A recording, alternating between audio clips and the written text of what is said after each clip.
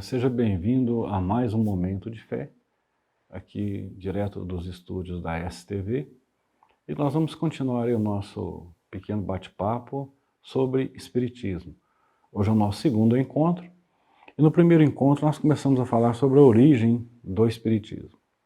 E é impossível falar da origem do Espiritismo sem falar do seu codificador, que que foi Allan Kardec, que se chamava Dr. Rivail. Então nós começamos a falar sobre essa figura, Allan Kardec, e hoje nós daremos continuidade. Nós já estamos naquele ponto em que Allan Kardec já começou a fazer um link, fazer uma ligação entre o que ele recebia dos espíritos e Jesus. Quem assistiu o nosso encontro anterior, nós vamos continuar daquele ponto. Mas antes, nós queremos falar sobre a água. No nosso encontro anterior, eu coloquei uma garrafa com água para participar, para nos acompanhar nesse momento de fé. E os espíritas, eles têm como hábito de levar uma garrafinha de água ou fazer uma oração em casa com um copo com água, porque a gente chama ela de água fluidificada. Muitas pessoas falam assim, fazem até crítica. Mas a água já é um fluido? Não, realmente, a água já é um fluido. Mas existem outros fluidos na natureza. Existem as vibrações. Hoje nós conhecemos. A época de Allan Kardec ele não sabia muito isso. Mas hoje nós sabemos muito bem como que as ondas de rádio, as ondas eletromagnéticas, elas se propagam pelo universo. Nós temos um celular, nós temos um controle aí de uma televisão, um controle de um portão, nós temos uma televisão, nós temos um rádio, nós temos um satélite. Tudo são ondas que viajam daqui para ali. E as ondas, elas precisam de duas coisas. Elas precisam que tenha energia em movimento, eletricidade em movimento. Tem alguma coisa em movimento, mas mais particularmente nós vamos falar das ondas eletromagnéticas. E o nosso cérebro, existe um fluxo enorme de energia. O nosso cérebro é meio que uma galáxia, fica piscando, está piscando, piscando. Bilhões ou trilhões de conexões nervosas ficam piscando e produzindo esse fluxo de energia. E é claro, esse fluxo de energia acaba gerando vibrações à nossa volta. São vibrações muito sutis, porque o nosso cérebro ele trabalha numa voltagem muito baixinha. Então são vibrações que nós causamos muito sutis, mas essas vibrações elas existem. Não sei se existem aparelhos que captam elas, mas elas existem. E elas nos interferem, elas interferem no nosso corpo, elas interferem no ambiente à nossa volta. E o que nós fazemos? A gente sabe, hoje nós sabemos que a água ela retém essas vibrações, é muito interessante, né? Hoje a ciência já provou que a água retém ondas eletromagnéticas. Então, se nós estamos em um momento de oração, com pensamentos saudáveis e salutares, nós estamos emitindo boas vibrações no mundo à nossa volta. Então, o que a gente faz? A gente sabe que a água capta, a gente deixa uma garrafinha com água do nosso lado, para que essa garrafa possa captar essas vibrações, para que nós ou outras pessoas possam fazer uso dessa garrafa. Agora é bom lembrar, ela capta as boas vibrações, mas capta as más também. Então nós temos que tomar muito cuidado com o que nós estamos pensando na hora que nós estamos orando, né? Então são forças, nós estamos tratando de forças muito sutis, vibrações baixíssimas, mas elas existem, né? Bom, então vamos voltar. Então, por isso que essa garrafinha está aqui, né? Nós estamos pedindo aí que ela possa acumular as energias que nós tanto necessitamos, para depois, na ocasião necessária, a gente fazer uso. E se você quiser, em todos os nossos encontros aí, já deixa uma garrafinha do lado, né? Para já ir acumulando, para depois fazer uso dela durante a sua semana, durante o seu dia. É recomendável. Bom, dito isso, vamos então retornar aí ao nosso bate-papo sobre o Espiritismo.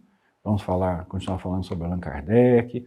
E no nosso último encontro, você deve ter notado que nós já começamos a falar de Jesus. Né? Já começamos a falar de Jesus. Eu vou dizer aqui, eu vou citar duas personalidades. Uma muito conhecida dos espíritas, principalmente na nossa região, que se chama Eurípides Barçanufo. Eurípides Barçanufo, ele viveu em Sacramento. Ele nasceu no finalzinho do século XVIII. Ele desencarnou aí, viveu 2 décadas aproximadamente do século XX. Ele desencarnou novo, com 37, 30 e poucos anos de idade. Mas Eurípides, ele era um homem muito religioso, uma pessoa muito boa. E em determinado, nós vamos resumir um pouquinho, que a história dele é longa. Em determinado momento da vida dele, ele queria ser médico, foi estudar no Rio de Janeiro, a sua mãe começou a entrar em depressão, né, começou a sofrer convulsões, ele abandonou seu sonho, voltou. E começou a se dedicar ali ele era professor em Sacramento, mas em determinado momento da sua vida ele teve contato com a Bíblia, ele leu a Bíblia. E uma coisa chamou atenção nele, o Sermão do Monte. Bem-aventurados os aflitos, porque serão consolados. Bem-aventurados os pobres de espírito, ou os humildes, porque serão exaltados. Então, ele lia isso e uma coisa mexia com ele. Ele achava que a aflição era sofrimento. Ele falava assim, por que o cristão tem que sofrer? Por que eu tenho que ser aflito? Por que eu tenho que me humilhar? Não é humilhar, na verdade é ser humilde, que é totalmente diferente. Eu clamo por justiça. Lá a Bíblia fala que a justiça vai se espalhar pelos 4 cantos da terra, que é a promessa que Jesus nos dá no Sermão do Monte. Mas parece que a coisa está piorando. O mundo está se tornando mais injusto. Bem-aventurados os misericordiosos. Né? Mas por que? A gente vê que as pessoas que têm misericórdia, elas sofrem. Por que nós temos que sofrer? Essa era a dúvida de Eurípides Barçanufo. Então, Eurípides Barçanufo, ele tinha um tio que chamava Mariano, e o seu Mariano era espírita, e o seu Mariano era analfabeto. E o seu Mariano, certo dia, ele é interrogado por Eurípides principalmente sobre o Sermão do Monte. Porque ele falava assim, Jesus morreu na cruz, por que Jesus não continuou a vida dele? Todos os discípulos de Jesus, à exceção de João Evangelista, tiveram um destino muito triste, uma morte muito triste. Pedro foi crucificado de cabeça para baixo, não sei quem foi apedrejado, não sei quem foi decepado, cabeça.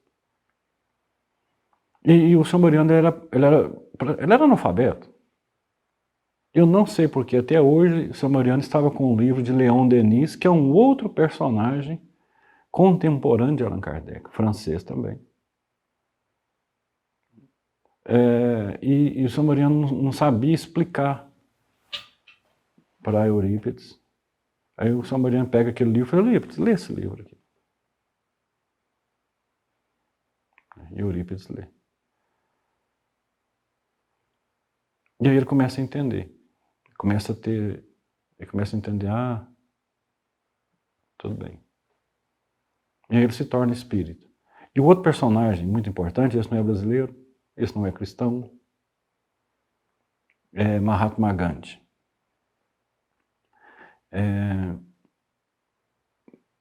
O famoso Gandhi, o indiano. Quando os ingleses invadiram a Índia, os ingleses queriam impor aos indianos a religião deles, que era o cristianismo. Quer dizer, era uma variação do cristianismo. E aí as pessoas ficaram preocupadas, procuravam Gandhi, Falei, Gandhi, agora nós vamos ter que ser cristão, diz que agora quem não for cristão, o que nós vamos fazer? Aí o Gandhi fala assim, ué, se nós vamos nos tornar cristãos, nós temos que conhecer o Cristo então. Vamos estudar, vamos ler. E o Gandhi realmente leu. Ele já teve algum contato com alguma coisa quando ele estudou na Europa, se eu não me engano. E aí, passados alguns meses, esse amigo do Gandhi, aí, você leu o cristianismo? Como que é? Aí o Gandhi falou assim, eu li o Cristo e me apaixonei por ele. Não posso dizer o mesmo dos cristãos. Mas eu digo mais. Se pegassem todos os livros religiosos do mundo, queimassem todos, queimar tudo que é livro religioso, tudo que foi escrito sobre religião, e sobrar tão somente o Sermão do Monte, já é o suficiente para a humanidade mudar o mundo. Olha que coisa interessante. Eu falei de Eurípides Barçanufo, mas Eurípides Barçanufo era cristão, era suspeito. Agora nós temos um personagem que não era cristão. E ele leu o Sermão do Monte. E ele, não sendo cristão, ele entendeu o Sermão do Monte, não sendo cristão. O que tem de comum nos dois é que o Sermão do Monte mudou os dois. Principalmente o Eurípides Barçanufo. Mas o Eurípides Barçanufo inicialmente não entendeu. E o Gandhi, que não era cristão, já entendeu.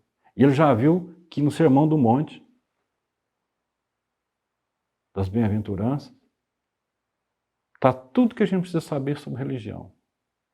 Estou aflito? Eu preciso da próxima aventurança, que é a humildade, para reconhecer meus erros, reconhecer que eu preciso mudar, não o mundo. Aí com humildade, eu já posso olhar para o meu semelhante, que no passado era igual a mim, e ter misericórdia dele, porque eu já fui igual a ele. Se eu mudei um pouco, eu mudei graças ao conhecimento do Cristo. Então eu já começo a desenvolver misericórdia. Aí sim, depois que eu, com humildade e com misericórdia, aí eu posso clamar por justiça. Porque se eu for um justo sem misericórdia, eu posso me tornar um ditador, eu posso me tornar um déspota, eu posso cobrar a justiça a qualquer preço, mas com misericórdia eu entendo já. Então, o Sermão do Monte, ele é uma escadinha. Eu errei aqui, que antes da misericórdia tem brando, tá? A terceira. Bem-aventurados os brandos, porque herdarão a terra. Quer dizer, Jesus ele nos fala de forma alegórica. Lá atrás, ele já falou que no futuro os brandos possuirão a terra. Então, se eu estive em aflição, a humildade iniciou a minha transformação. Eu me transformei em manso. Aí quando eu vejo alguém agitado, agora eu já tenho condição de ter misericórdia dele. Aí eu posso clamar por justiça. Aí vem as bem-aventuranças de outro nível, que eu vou falar de outro nível, porque eu já posso ser um pacificador.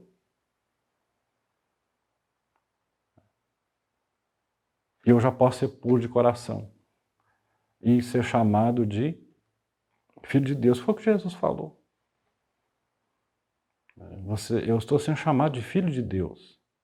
Mas vocês também um dia serão chamados. Por quê?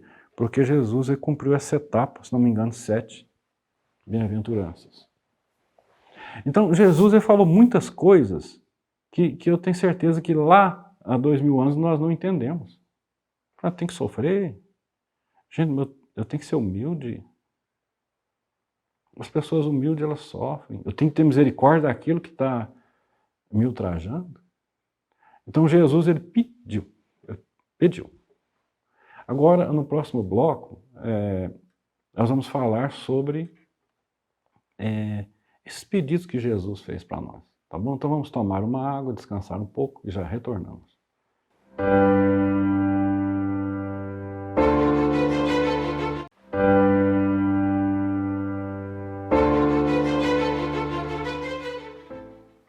Olá, retornamos da nossa pequena pausa.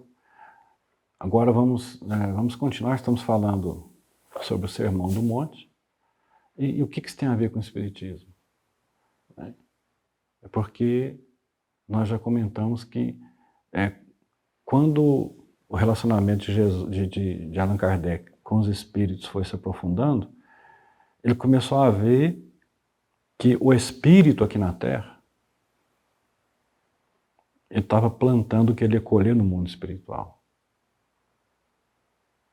E ele então começou a fazer um paralelo com o que Jesus havia nos avisado.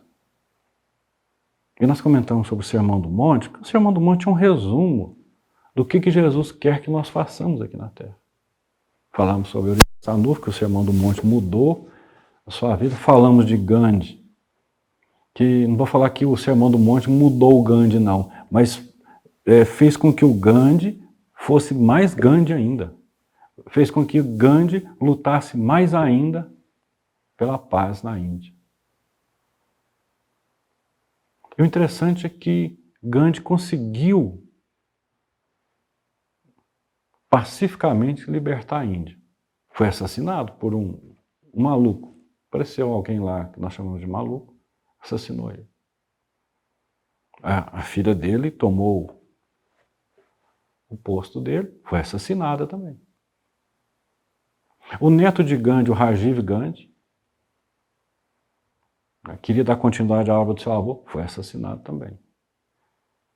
Então, se a gente olhar o mundo puramente essa parte que os nossos sentidos permitem, que é ver, tocar, algumas pessoas falam assim, não compensa fazer o bem, não compensa ser bom, não compensa ser justo. Mas, por outro lado, Jesus pediu para nós que nós fôssemos dessa forma. Então, a humanidade ficou aí um tempo meio que divorciada de Jesus. Por quê? Porque nós falamos assim, Jesus, esse tempo de orei de a gente perdoar, a pessoa me roubou, me prejudicou, tem que perdoar. Foi Jesus que pediu. E agora, Allan Kardec, conversando com os espíritos, ele viu que aquelas pessoas que não guardavam mágoa no coração, que perdoavam, elas tinham mais paz. E aquelas pessoas que odiavam, que desejavam vingança, aqueles espíritos do lado de lá, eles sofriam mais. Eles tinham uma febre interminável, um calor, não tinham paz. Então, Allan Kardec começou a ligar o que eu estava recebendo dos espíritos com Jesus. E aí nós estamos então falando do Sermão do Monte, que o próprio Gandhi disse. Tudo que a humanidade precisa saber sobre religião está no Sermão do Monte. Então, para que espiritismo? Aí Allan Kardec ele falou, o espiritismo não veio trazer nada de novo para vocês, não. Porque o que o espiritismo traz de mais importante é a transformação moral. Jesus já havia falado sobre isso. Não só Jesus, se nós pegarmos os enviados de Deus antes de Jesus, o Buda falou sobre isso, Confúcio falou sobre isso, Sócrates na Grécia falou sobre isso. Então, se nós olharmos as pessoas que marcaram a humanidade, eles falaram de amor, falaram de fazer o bem. E aí Allan Kardec já via que talvez nós podemos ser um derrotado aqui na Terra, mas o importante é lá. E todos nós vamos voltar para lá. E a gente esquece disso. Que aqui na Terra é passageiro. Eu cheguei aqui na Terra, cresci, mas eu vou retornar à pátria espiritual. E aí Allan Kardec viu então que realmente agora tem fundamento. Ele viu que compensa fazer o bem. Mas aqui na Terra talvez você se sinta um derrotado. Talvez aqui na Terra você não consiga realizar todos os seus sonhos que você queria. Mas o importante que é não sair daqui da Terra com ódio, com desejo de vingança e com más obras. O Espiritismo ele começou como filosofia. Virou uma religião pelo trabalho que Kardec fez. Ele usou o método científico para chegar às conclusões aqui que nós temos hoje. E Allan Kardec publicou 5 livros que compõem o que nós chamamos de Pentateuco kardeciano. O primeiro livro que a gente chama de obras básicas do Espiritismo, o primeiro livro foi o Livro dos Espíritos, publicado em 1857. Posteriormente, né, o Livro dos Espíritos, Perguntas e Respostas. Posteriormente, publicou o Evangelho, que já tem comunicações mais de cunho moralizante. Desculpa, eu falei errado. O segundo livro publicado foi o Livro dos Médiuns. E o terceiro, o Evangelho. O quarto, Céu e Inferno. E o Céu e Inferno, apesar do nome ser meio assim estranho, no livro Céu e Inferno constam as comunicações que Allan Kardec recebeu dos espíritos. Então lá tem um espírito que aqui na Terra foi isso, fez aquilo, está colhendo isso. Então ali tem uma gama praticamente ali todos os espíritos da sociedade ali estão ali naquele. Então teve aquele espírito que foi déspota, aquele espírito que foi poderoso, aquele espírito que foi humilde, aquele espírito que perdoou, e como que ele está hoje. Então é um livro muito interessante, até mesmo os espíritas leem muito pouco esse livro, mas é um livro muito bom de se ler. Porque talvez você possa estar lendo um depoimento, um testemunho de um espírito que fez aqui na Terra o que talvez nós estejamos fazendo. E aí você fala assim, puxa, eu estou fazendo isso, então tem que mudar. Então, vocês estão vendo que a essência do Espiritismo é a transformação moral, não é o conhecimento espírita. Vamos lembrar Jesus novamente. Preocupar com as coisas de Deus, que o resto vos será dado em acréscimo. Bom, aí você deve estar perguntando assim, por que Jesus então não nos ensinou? Para quê? Por quê? Por que Jesus naquela época já chegou e ensinou tudo? Bom, porque Jesus era um mestre. E um mestre, ele tem uma qualidade. Ele não tem só conhecimento para transmitir. Ele tem o domínio do conhecimento que ele transmite e ele tem o entendimento para saber que não adianta eu dar determinado conhecimento em determinada época para determinadas pessoas. Eu posso chegar para um aluno da primeira série e já explicar para ele polinômio, equação do segundo grau? Ele tem que começar ali, ó. Eu não sei se hoje é assim, mas na minha época era assim. 1 mais quadradinho é igual a 2. Aí a professora escrevia assim, calcule o valor do quadradinho. Aí a gente ia lá e escrevia, aquilo era um desafio. Né? 1 mais o quadradinho é igual a 2, o quadradinho vale 1, a gente colocava 1 lá. Depois, lá na minha 7ª série, não sei se hoje é a 8ª, o quadradinho mudou para x. Depois na 8ª série, o x virou x ao quadrado, apareceu uma fórmula lá. Então, mas tudo, né, para mim resolver a fórmula de Bhaskara, para mim utilizar a fórmula de Bhaskara, eu tenho que começar com um quadradinho lá atrás. E Jesus foi dessa forma, ele falou o que nós tínhamos condição de entender àquela época e através das suas parábolas ele deixou plantado. Tem a parábola do semeador que eu já citei aqui em outro encontro, em outra ocasião. Então por isso que Jesus não ensinou isso tudo para nós. Ele ensinou o que nós tínhamos condição de aprender e acima de tudo, o que nós precisávamos. Naquela época dele, nós precisávamos de consolo, de esperança. O dia que Jesus proferiu o Sermão do Monte, ele foi saindo, ele foi andando silenciosamente. E os pobres, os estrupiados, os sofredores, os escravos, os aleijados, as viúvas, foram acompanhando ele. Essas pessoas não sabiam o que elas iam receber, mas sabiam que iam receber. E Jesus senta ao monte. A gente fala montanha, mas não é montanha, é um monte. Nós gostamos de exagerar. Sermão da montanha, né? Sermão do monte era um monte. Inclusive ele está em Israel até hoje, esse monte, se alguém quiser visitar ele. Aí Jesus se senta na parte mais alta do monte, as pessoas vão se acomodando, e ele profere aquilo, e enche aqueles sofredores de esperança e de consolo. E aquela tarde mudou a vida daqueles sofredores. Ele não falou de aeronáutica para aquelas pessoas, não falou de computador, não falou que no futuro a gente ia voar, ele não falou que no futuro a gente ia ter computadores, que nós íamos conversar do outro lado. Não falou nada disso. Porque essa parte material, Deus quer que nós façamos ela. Ele quer que nós nos preocupemos com o amor.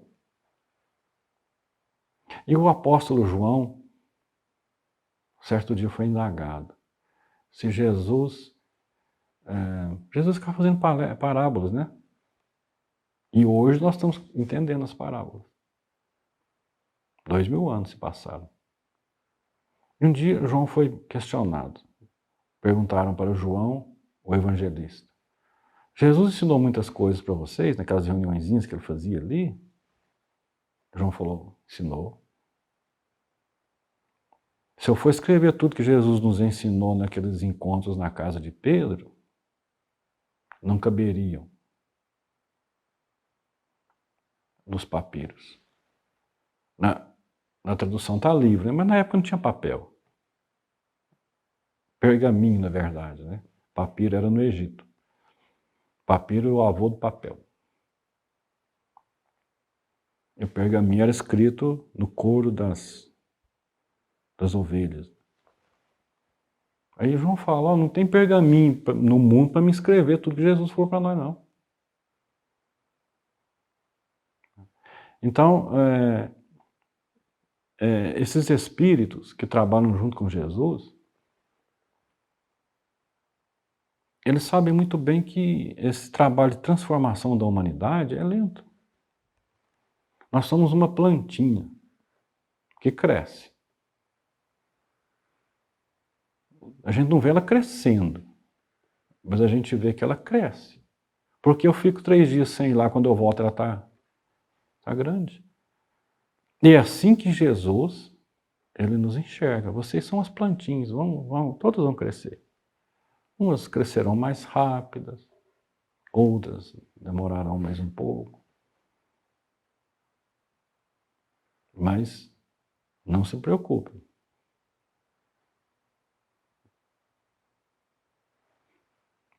Vocês não perdem tempo em fazerem o bem. E Jesus fala assim: persistam em fazer o bem, até o final das suas forças. Quando vocês acharem que estão acabando as forças, esperem mais um pouco, porque elas serão renovadas. E Allan Kardec, então ele começou, em determinado momento, ele começou a se interessar já mais por Jesus. Ele já começou a falar assim: poxa, realmente Jesus estava certo. Então, vocês estão vendo por que nós espíritas nos consideramos cristãos? Alguns, nós estamos vivendo aí uma época onde o conhecimento ele flui de uma forma muito rápida, em grande quantidade, e todos nós somos promotores de conhecimento. Qualquer pessoa com um celular pode gravar algum vídeo, colocar à disposição de toda a humanidade. Então nós temos que tomar cuidado, porque, como dizia a vovó do Homem-Aranha, com grandes poderes, grandes responsabilidades. Então hoje nós temos esse grande poder, mas nós temos uma responsabilidade muito grande. Por quê? Porque com mau conhecimento eu posso destruir almas, eu posso desencaminhar almas. E Jesus tinha esse zelo. Ele falava assim: eu não posso falar sobre isso agora, porque vai desencaminhar. Essas pessoas agora precisam disso, disso e disso. Então eu vou dar até onde elas podem.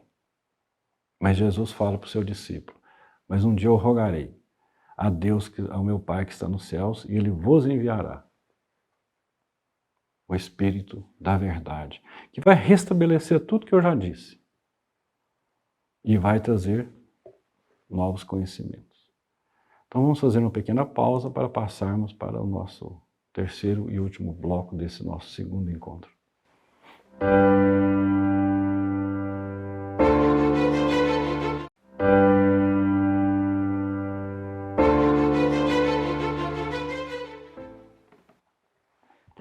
Bom, então vamos agora para o nosso terceiro e último bloco.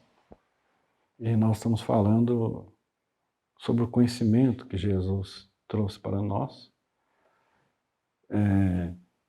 Algumas pessoas perguntam, por que Jesus então não explicou isso tudo? Porque não era a hora. Jesus sabia que o conhecimento na hora errada, tem um ditado chinês que fala o seguinte, o conhecimento, ele é como um vaso de porcelana. E a porcelana é o material, na época, é o material mais valioso da China. O conhecimento dado na hora certa, ele é esse mesmo vaso carregado de maçãs. Quer dizer, o conhecimento na hora errada pode ser muito bonito, mas não produz nada. O conhecimento na hora certa, ele alimenta a alma. Então, Jesus, ele se precaveu disso, mas ele deixou plantado. E ele falou para o seu discípulo, na hora certa, quer dizer, qual que é a hora certa? A hora que a humanidade já estiver madura o suficiente para entender ele. Um dia, na última semana de Jesus aqui na Terra, ele reuniu com os discípulos, porque muitas pessoas falam assim, Jesus sabia que ia ser preso, pregado na cruz. Na verdade, Jesus, ele poderia ter tido um outro destino. Poderia ter. Ele poderia ser reconhecido pela humanidade, aceitado pela humanidade, aí nós teríamos seguido um outro caminho naquela época. Mas a humanidade não o reconheceu. Não o aceitou. Então Jesus teve aquele desfecho da cruz. Jesus sabia que ia ter o desfecho? Sabia. Porque pelo estado moral da humanidade naquela época, ele sabia. Mas a humanidade, se ela tivesse reconhecido Jesus, aceitado ele, abraçado ele na essência, não na falsidade. A humanidade hoje seria outra humanidade. Aí naquela época a gente falou, Senhor Jesus, o Senhor é muito bonzinho, o Senhor me curou, mas deixa eu seguir minha vida. Pronto, seguimos. E olha o que deu nesses 2 últimos anos, né? Um dia, nessa última semana de Jesus estava reunido com seus discípulos para uma refeição. Ele pergunta para um, quem que eles falam que eu sou aí? Quer dizer, nesse dia Jesus já tinha curado o leproso, já tinha feito cego enxergar, já tinha caminhado sobre as águas, já tinha transformado a água em vinho, já tinha feito tudo para mostrar assim, ó, eu sou o Messias, eu sou aquele que foi anunciado lá atrás, desde Abraão, Moisés, Isaac, Jacó. E aquele é eu sou o Messias, eu vim aqui para cumprir. E Jesus pergunta, quem que eles falam que eu sou? Aí um discípulo fala assim, eles falam que o senhor é o João Batista. Aí um outro fala assim, eles falam que o senhor é o Isaías. Aí um outro fala assim, não, tem gente que fala que o senhor é a reencarnação do Jeremias ou de um outro profeta qualquer aí. Não, tem uns que falam que o senhor é o Elias. Quer dizer, a humanidade não sabia.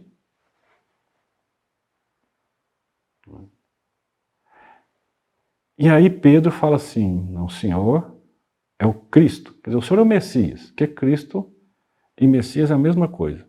Messias é em hebraico, Cristo é em grego. Aí é claro que Pedro está falando hebraico, Pedro falou assim, o Senhor é o Messias, é o Filho de Deus vivo na terra. Aí Jesus fala assim, muito bem, Pedro, muito bem, é isso mesmo. Só que não é você que está falando, é alguém ali, Jesus foi intuído pela espiritualidade, desculpa, Pedro foi intuído pela espiritualidade superior para falar aquilo.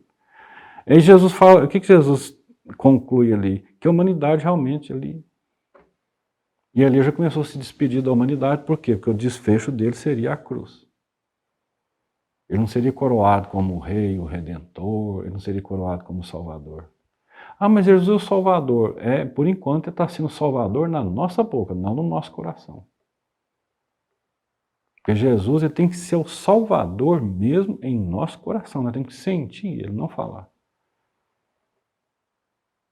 E aí Jesus falou, então, porque o único que falou certo, ele não falou por ele está falando intuído ou incentivado, né, pelos espíritos do alto.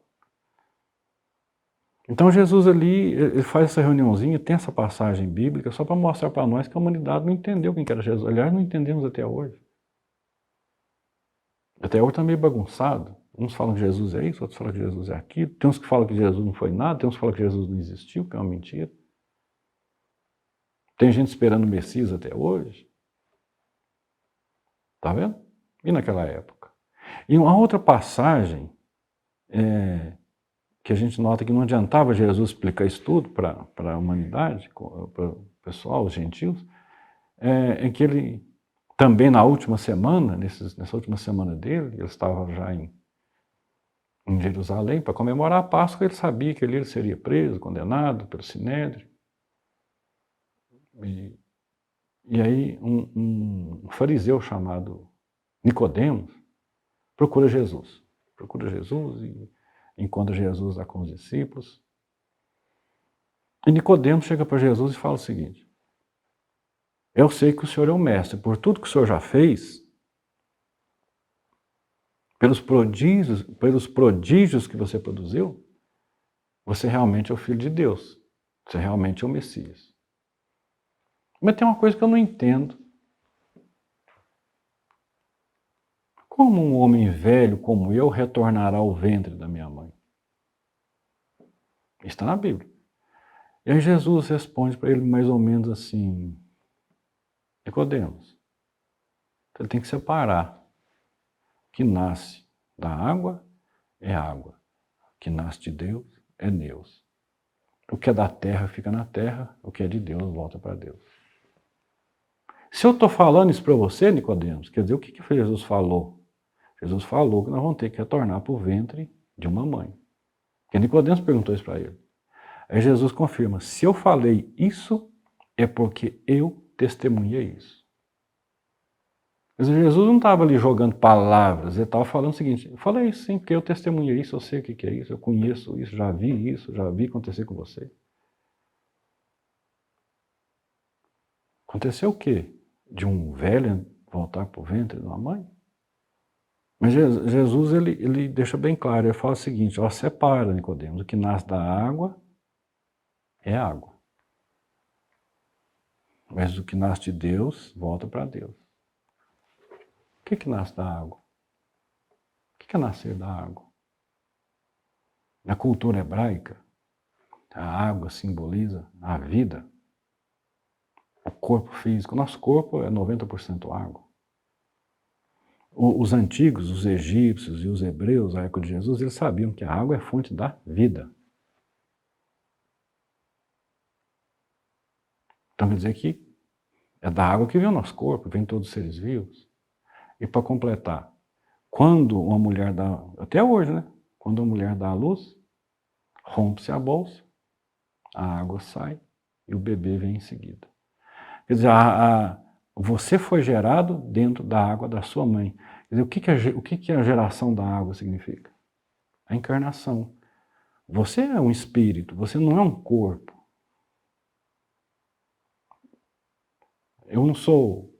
Eu Eu não sou um homem, não sou uma mulher, eu sou um espírito. Eu estou usando um corpo. E você também está me ouvindo. Então, isso, Jesus falou isso para Nicodemos? Não falou, mas ele explicou para Nicodemos. É assim mesmo, tá? Você vai ter que nascer da água. Quer dizer que você vai ter que voltar para o ventre da sua mãe. De uma outra mãe. Ah, mas eu velho? Não, mas você vai morrer. Você não, seu corpo vai morrer. Então Jesus, ele só... Teve muitas outras partes da Bíblia que falavam isso, mas foi retirado ao longo da Idade Média. Mas nessa passagem, a gente vê claramente que Jesus ele não foi além, ele parou ali. Nicodemos, eu estou te falando o que eu sei.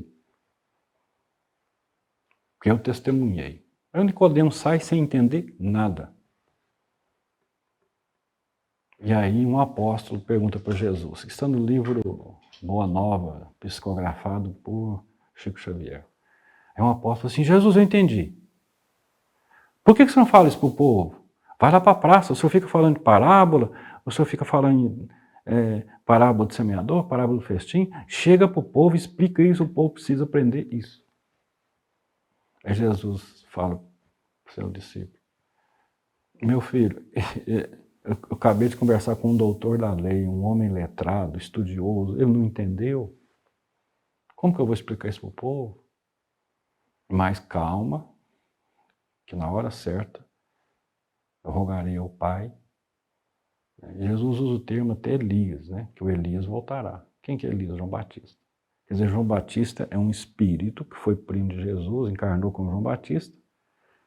Anteriormente, João Batista tinha vivido como Elias, o profeta Elias, e ficaria a cargo desse espírito João Batista o futuro da humanidade no que diz respeito ao conhecimento espiritual, que é o que nós estamos recebendo. A humanidade hoje já tem condição de entender o mundo espiritual, de entender as consequências de fazer o bem, de fazer o mal. Aqui na Terra ainda domina o mal, igual Jesus falou. Mas não procedeis como eles. Tratai-vos entre vós como amigos, como irmãos. Então, vejam que nós começamos falando de espiritismo e a gente está entendendo que o espiritismo não veio mudar a humanidade, ele não veio trazer nada de novo, ele veio tratar de assuntos muito antigos, mas usando palavras novas, nos ajudando a entender Jesus. E agora você já deve ter notado por que Jesus não podia chegar para nós naquela época e falar assim, olha isso assim, assim, assado. Nós não íamos entender. Um dia estava Jesus, se não me engano, com João Pedro e um irmão do, não sei se é o Felipe. Jesus chamou os três e falou assim, vem cá, vocês três. Não sei se foi 3 ou 4. E subiu um monte. Quem que estava lá em cima? Moisés e Elias. E Jesus conversa com eles. Quer dizer, Moisés viveu quase 2000 anos antes de Jesus. Elias deve ter vivido uns 800 anos antes de Jesus. Jesus conversou com ele. Aqui na terra, na presença dos 3 discípulos. Aí um dos discípulos já fala assim, eu só vou contar para todo mundo que eu vi Moisés. Porque Moisés era a sumidade do povo hebreu, os israelitas. Aí eu vou contar para todo mundo que eu tive na presença de Moisés. Aí Jesus fala assim, não é a hora da humanidade saber disso. Não é a hora. Então, guardar em segredo isso que eu estou te falando, isso que você viu. Guarda isso que vai chegar a hora. Então, a gente vê assim que Jesus, o trabalho que ele faz para a humanidade não se resumiu aos 33 anos que ele viveu aqui na Terra. Quem já leu algumas obras do Chico Xavier e as obras básicas de Allan Kardec, vê que Jesus é um espírito que recebeu a missão de Deus de construir um planeta para nós morarmos. Algumas pessoas vão falar assim, mas isso é coisa do espiritismo. Não é não, porque na Bíblia, no Evangelho de João, quando Jesus está no Jardim das Oliveiras, ali ele estava encerrando a missão dele na terra, aguardando só os romanos chegarem para prender ele. Ele está orando, e na oração ele fala uma coisa muito interessante. Ele agradece a Deus, porque ele terminava uma fase, praticamente ele terminou ali uma etapa de nos criar. Ele agradece a Deus. Então, isso está no Evangelho de João, vocês podem ler, está na Bíblia. Ele agradecia a Deus e falava o seguinte: eu agradeço ao Pai por ter me confiado essa missão antes que o mundo fosse mundo. Está na Bíblia.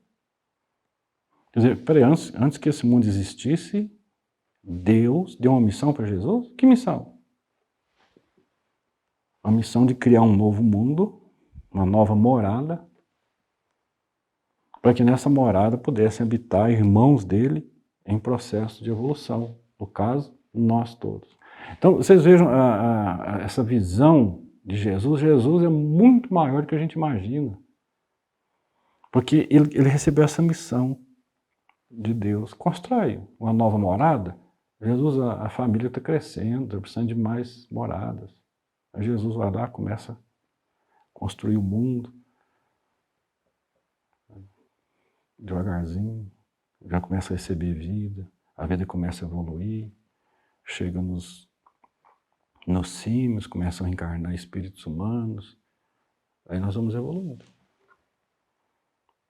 Então, olha o tamanho da missão de Jesus. Agora, Jesus tinha condição de falar isso para nós há 2000 anos? Até hoje, muitas pessoas vão escutar isso aqui e vão achar absurdo. Eu acredito que nós vamos demorar aí mais 1000 anos para diluir todo esse, digerir, melhor dizendo, né, todo esse conhecimento. Então, que Jesus nos ilumine, nos abençoe a todos, né, e que essa aguinha que você colocou aí, que possa receber as nossas boas vibrações, os nossos bons sentimentos, para que quando você faça uso, você possa receber tudo que você necessita. Jesus que nos ilumine e até o nosso próximo encontro.